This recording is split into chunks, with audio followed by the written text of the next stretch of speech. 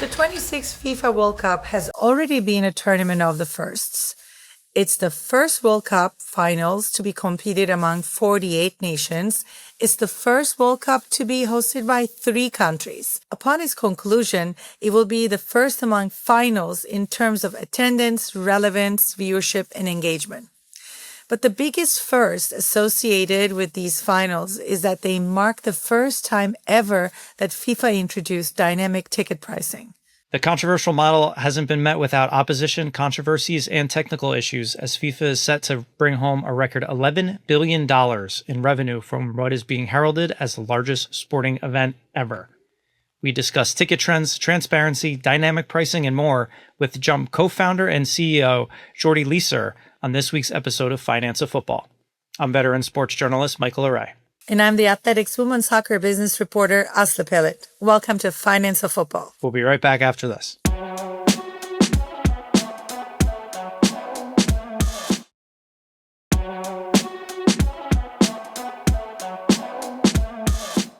Welcome back to Finance of Football. During the break, we increased our episode length due to a surge in demand. Dynamic pricing jokes aside, that's actually what we are joined by this week's guest to discuss. Joining the show is Jump co-founder and CEO Jordy Leiser. Jordy, thanks for coming on. You got it. Great to be here. We have to ask, when you first heard FIFA was introducing a dynamic pricing model for tickets for this World Cup, what was your reaction? Not surprised, but understand that the ways of doing business where you just sort of set prices a year out and just let it hit the market, I don't think that's going to fly anymore in large scale sporting events and kind of any kind of live entertainment. But I did have questions when I heard the news about how it was going to go and how it was going to be communicated. And I think those are the big, those are the real topics that people should be addressing and talking about, as opposed to, the inevitability or whether or not dynamic pricing should be a thing. Yeah, I think we all had some questions around dynamic pricing. The number one question being, why is it so expensive? So, I'm no ticketing expert. You are. Can you talk us through what dynamic ticket pricing is? What are some of the pros? What are some of the cons? Because I feel, at least in regards to the FIFA World Cup, I feel that the pros definitely favor FIFA a lot more than they do fans. Yeah, the end of the day, dynamic pricing is about meeting supply and demand with, the market clearing price. It's very much an economics term and a concept, and it exists in full scale in most other industries where consumers are buying goods and services, usually services, especially things like transportation, hospitality, hotels, airlines, those sorts of things. Uber is, of course, the canonical example of most of our lives, surge pricing. That is a reality. And when all of us, take a car from somewhere like our house to the airport, that price might be different now than 20 minutes from now versus tomorrow versus the next day when it's pouring rain. And so I don't think that this idea of the price is different for different times and different reasons and different environments it is really that controversial outside of the sports and entertainment world. We've just sort of been conditioned, and there's a learned behavior that for decades you buy a ticket and it has a sticker price on it because it used to be a ticket, a physical ticket that had a number on it, and then you stick it in your pocket and you walk in. And that was never a thing in Uber, right? It's always an app. And so, yeah, I don't think it's going to be a surprise as this shows up more and more across the ecosystem. I think that the challenge is, how is it communicated? Why is it turned on, and where and when, and sort of these sorts of questions, and then building trust with fans that they're not being exploited. And if you go back to the Uber examples, I think that's what all of us felt maybe back, many years ago when there was some huge snowstorm, I remember, in New York, and it was like $250 to go 6 blocks, or whatever. And everyone was just, I think it was New Year's actually. And I think about it, it was like a New Year's thing, and it was the next day. That's all anyone could talk about is they had to get from A to B. Maybe they've been drinking, they had to take an Uber. And so they felt like no communication, no planning, no warning, no transparency. That's the key. I want to come back to the communication part, because World Cup, and it's in the name of it, the world is in the, part of it. Americans are very familiar with this concept. The world isn't. Dynamic pricing is legal in Europe, except it's heavily regulated. I'm sure in and it's not that common in South America where sport is lived to the fullest. Doing it this way really deterred a lot of people from coming, or a lot of people are waiting in a corner, waiting for the prices to go down. That's why we saw the price skyrocket. And now we're seeing them come down. We're hearing stories about a lot of even U.S. men's national team matches still have available tickets. So what are you seeing in terms of the World Cup ticket trends at this stage of the game? Are we going to see people who waited, like instead of early bird gets the worm, the people who waited going to get the best of it? It's a good question. One of the challenges with World Cup relative to traditional, let's say right now, in general, we're the season of NBA finals, World Cup, Stanley Cup, playoffs and stuff. So in American sports, there's a history that people can look back on, and you can use that data to inform, what we should expect to see. And in World Cup, this is such a rare event to happen in any place that it occurs, and especially in the United States now, that it's just so hard to predict, the people who are waiting and then trying to grab a ticket at the last minute for a great deal because prices are coming down. There's a lot of tools in airlines and hotels, and I think these will develop in the sports entertainment world to give guidance to fans, like now's a good time to buy, now's a bad time to buy. I think right now the challenge is I think it's just been poorly addressed and communicated because it's a new thing for this market, for the event itself is new. And so people kind of don't have a sense of what demand will be. And, then you have to think about the secondary ticketing market. That's a huge part of this. And again, that's a very US centric concept, but in a lot of cases, rights holders, so, entertainers and sports teams in the United States have felt like all of the gains and all of the revenue goes through the secondary ticket marketplace as opposed to them if they underprice. And so they're scared of that situation happening. And so using dynamic pricing is a way for them to protect against, secondary ticketing and brokers effectively profiting off of their events where they feel like they should have been the ones profiting. But then it creates these downstream consequences where you might be in a situation where price comes down and people are not used to seeing that. Yeah, and going to your point too, it's like we see this in other sports, right? Like you said earlier, like if I'm a New York Giants fan and the Giants are out of playoff contention by week 12, that $100 ticket might be $60 or $50.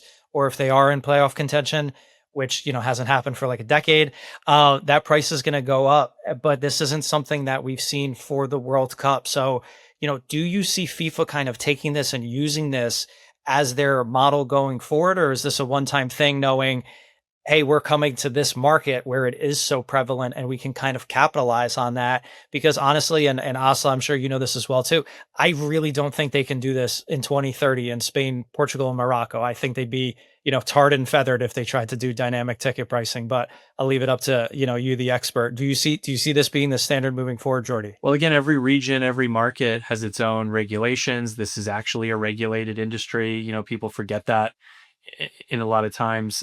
Every country is going to have a cultural kind of point of view about this too. And in America, the cultural point of view is concert tickets and dynamic pricing and secondary tickets. It's kind of the Wild West.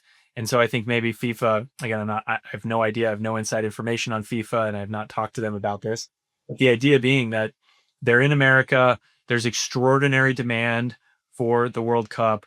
The way that it has worked and the way that American culture understands pricing in many ways outside of sport is dynamic pricing as acceptable. Uber is the easiest example to point to in all of our lives every day. And so I think it was an easy call for them to say they're going to do this in some form or shape here in America.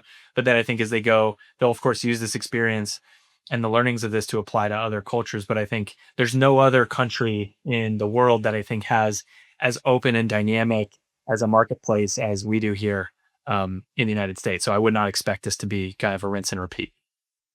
How does Jump come into this picture? Like, how do you differentiate yourself from what already exists in a way that you create that kind of transparency with the consumer?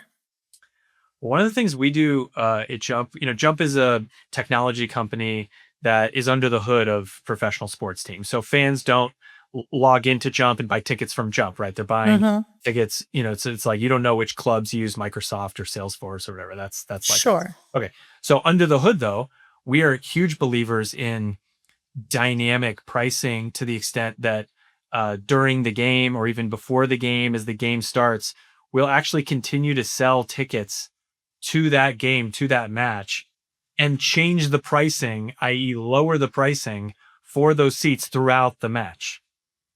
And we already launched this in the NBA with the Minnesota Timberwolves. We launched it with some of our soccer, football customers as well, where as the game gets further along, the price that it cost a fan to sit in seats very up close to the court or to the field, if they're still available, will bring the prices down and fans can actually jump up to seats during the game or during the match for a half the price, quarter the price, in some cases 10 or $20 because there's 10 minutes left in the game.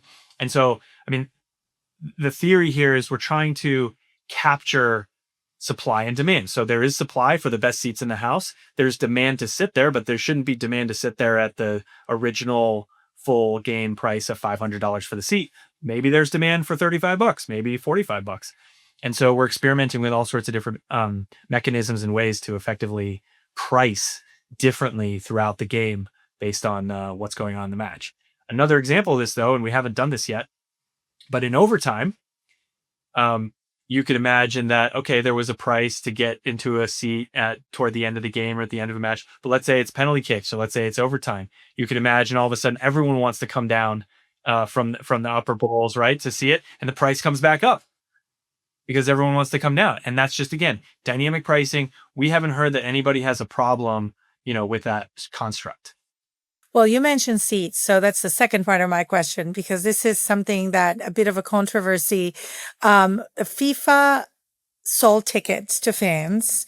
Let's say they're going to be like the premium category, the front seats, and then you have category 2 seats.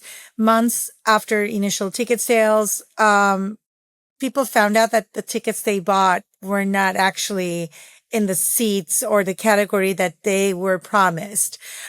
This can't be good business practice. What you're telling us is so clear and makes sense to me, but it doesn't make sense to me when the seller is promising me something and I pay for it. And then when I'm receiving my ticket, I see that my seat is actually all the way in the nosebleeds instead of that premium seating. Why are they not in hot water here? And how important that kind of transparency in the business today, in the industry? I have no idea, what exactly regulatory body looks at these things. I mean, false advertising, if you're selling tickets that communicate a view from seat or entitlements or benefits that are not delivered. There are governing bodies that look at these things and regulators that do look at those things, and ticketing companies historically in America have been fined. Even recently, there was a case that came down about all-in pricing, where there's this practice of selling tickets for a price, but then excluding the fee in that price. And the fee could be 30 or 40%, but they exclude that fee all the way until you get to the very last second. And then they sneak it in at the last second. And then you're like, oh my God, those $500 tickets are actually $1,000. That's super deceptive. And so whether it's sort of a dark UI design and pattern on the digital side, or it's actually giving people false information or a lack of information, I mean, there's a shared responsibility there on the part of the rights holder who's putting on the event to make sure that information is clear and available with the actual platforms that are putting those tickets on for sale.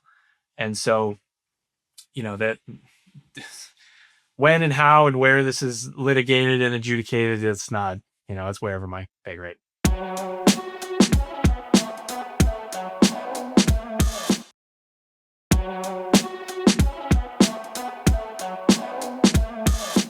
This might sound like such an obvious question, but why is it so complicated to be transparent in this industry? Like you said, there's been lawsuits and issues and all of that. Just sit here and say, hey, we are offering you tickets in category 1. It's for these seats in this section. We don't know exactly what seat it's going to be, but it's going to be in this, right? And we talk about the FIFA thing, and you mentioned, obviously Live Nation and Ticketmaster, they've had their issues as well too. How hard is it to sit here and say this is a $50 ticket?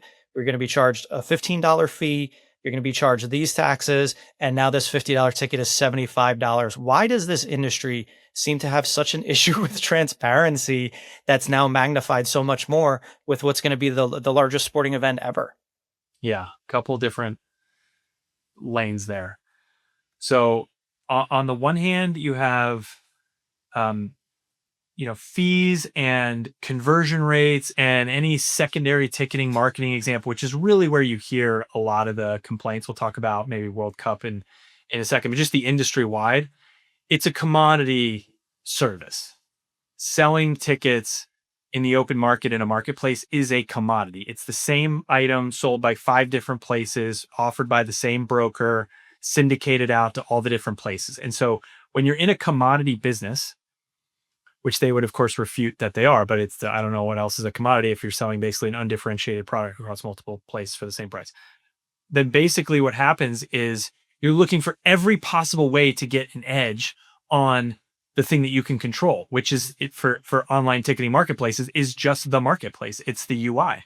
And so anything that drives up conversion, these are all the tricks in the book, right? So like you kind of show things at certain places, you hide things, you minimize the text, and that's why there are regulations. I mean, even Amazon gets slapped on the wrist occasionally for things that they're doing. So you can't like make the experience so bad. But there has been crackdown on this, and then I think you'll also see that in the marketplace, like these companies are not doing well via like investor sentiment. I think secondary ticketing marketplaces in general, you can look at the public markets and it's just not a business model. And to your point, a fan experience that people are sort of like, yes, I love this. This is like one of my favorite companies in the world. Like you never hear that. Okay. In sort of defense or fairness on the massive scale events like World Cup, and I would also throw Olympics in there, and I would throw maybe some other, multi-venue, multi-city, multi-week kind of events. It can be a challenge that putting on an event in a venue is a ton of work, and there's an immense amount of edge cases with every event. So what the view is, what the manifest is, how it's set up. If it's not a thing that you do regularly, so you don't really hear about this for like the every night Lakers game. You don't really hear about this for, the Yankees game, or like those are because it's a well-worn situation. Everyone knows the venue, the teams and the ticketing systems, and everyone's set up. When you have to come in to, I don't know, a dozen or dozens of different properties, you need to set them up incredibly quickly. They all have like 10 or 20 or 50,000 or 100,000 individual pieces of inventory. Everything is individually priced. Like it is an immense amount of coverage to get all of that extremely spot on. It's not impossible, and they could definitely do it better. But I just think that, like, if you think about it, the Olympics are coming to Los Angeles. I live in Los Angeles, buying tickets. I mean, think of all the venues, think of all the matches, think of all the setups, think of all the tickets that are being sold, exactly where things are going to be. It's in several years from now. So it's kind of crazy to think that like you're going to get all the information for an event like that with all that different variability. So that real quick, I was going to ask, like, we knew that this World Cup was coming here since 2018. So what stadiums it's going to be played at, what you're expecting, obviously, we're going to settle these records with fans and all that stuff like that. So I guess for me, and again, I'm no expert, to me, the naivety and the complexities of, it's very difficult events to put on. Like FIFA's been doing this for a long time. So this isn't something, let's start this new tournament. Like maybe the Club World Cup last summer, sure, but we saw those same issues with dynamic pricing. So I guess and again, I'm not, trying to combat, argue with you by any means, but to me, that kind of naivety of, it's this complex situation and there's multiple stadiums, like they've known this for almost 10 years that this tournament was coming here. Yeah. So how can they not go ahead? Yeah, the difference is a great point. So the difference is that they've done this a bunch of times before, right? But those are all different stadiums and different venues. It applies in no way at all to this new, portfolio of venues that they're now hosting events in. Also, I'm imagining, I don't know this for a fact, but most of these venues only give access to FIFA starting at a certain time, to do the manifest, to understand what's happening when, to get in there, work with the ticketing systems. So it's not like they can start working on this 10 years in advance. I mean, they don't know who a lot of their partners are, who their sponsors are, what the shape and format of everything is going to be. I completely agree with you that I think the industry suffers mightily in this department, for sure.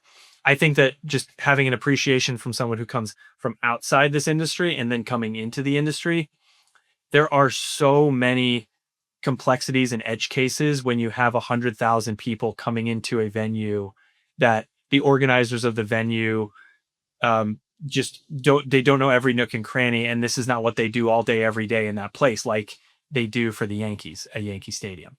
And so I do think they need to basically staff up more. They need to do more prep work. They need to take more care in this area. It is a huge undertaking, though. And so I think that people they need to take it more seriously, or else you're gonna have these bad things happen. I agree, right? Like, I get that it's not as soon as they announced, hey, the World Cup is coming to North America, all of a sudden everyone went to New York, New Jersey Stadium and Levi Stadium, and they were like, okay, how do we figure out ticketing? So I get that there's a lot of kind of issues involved, but I guess I'm just thinking that FIFA's done this for so long. They've hosted tournaments in multiple countries at the same time. They're now going to have a tournament in 4 years with matches being played in 6 different countries and multiple continents. So I guess I'm just being pessimistic, saying I'm not confident that this is going to get better in 4 years' time, knowing just how complex and it's been, and unfortunately, it's overshadowed a lot of the excitement, I think, ahead of the tournament, and it's unfortunate, especially given some of the larger issues the industry's faced, like we talked about earlier. Yeah, there's another factor at play here, which is at any time and in any industry where you have extreme demand for something, the incentives to deliver on the perfect and best experience for that thing are not always there. And right, they're just pure classic competition. Like the World Cup is a singular event, and when it's coming to a stadium near you, you're going if you're a fan. And so the idea that they have to get everything perfectly right, of course, I'm sure they want to, and there's well-intentioned people and all these things. But just if you think about in the rest of our world that we live in products and services, because that's how you're comparing these. You're comparing those experiences here to everything else in your life, which feels like much more put together and more organized and more transparent. It doesn't have to be that way because you're going to buy the ticket anyway. But also, I think one of the things that I'm trying to wrap my head around since the beginning of this conversation, since when we started, in this case, there was demand, but I think they took it out of proportion and thought, oh my God, we're going to make a killing with this. And I don't think they're making it because, again, dynamic pricing working against them right now for those games that nobody is paying attention to, then the price is going to go down. It'll be an interesting decision that they'll have to make. Do they want to drop pricing and fill the stadium and basically fill the house because nobody wants to be embarrassed or playing in a place with half full stands for the World Cup? And if they do that, what that means for everyone who paid all that money, and there will be a lot of unhappy folks.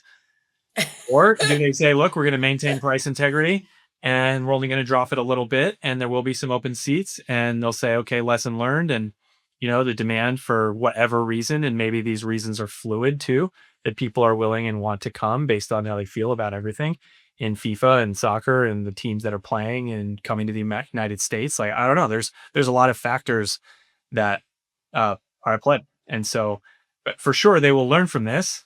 And you hope that every tournament from here going forward will get better and better organized. But I will say that every other country outside of the United States that hosts these events, they won't have this issue because the regulatory bodies and the sort of the guardrails will be put in place before it even gets to this. That's my read on kind of how the rest of the soccer world, where soccer's played, like they will handle it differently. So I would not expect anything like this to happen in future World Cup. Jordy, thank you so much for joining us. We really appreciate the time. Good luck with everything with Jump. Enjoy the World Cup, and we'll be right back after this.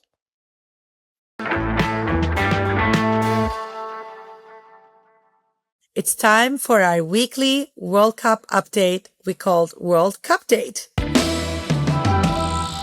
Michael, we have a lot this week, of course, but the most important one, I think, is the Watergate. So FIFA's stadium rules originally stated that fans could bring transparent, reusable water bottle up to 1 liter or 33.8 ounces. But an update to that document dated on June 2nd stated that, quote, for the avoidance of doubt, reusable water bottles may not be brought into the stadium, end quote.